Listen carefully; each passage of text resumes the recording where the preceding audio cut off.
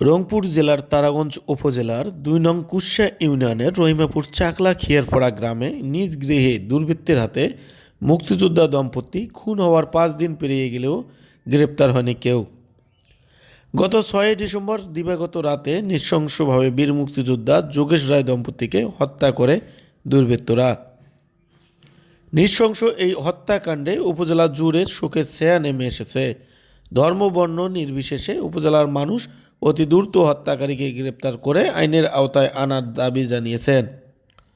নিহতর বড় ছেলে শুভেন্দ্র বলেন, আমার বাবার কোনো শত্রু ছিল না। আমার বাবার শত্রু বলতে আমার গ্রামের মানুষ।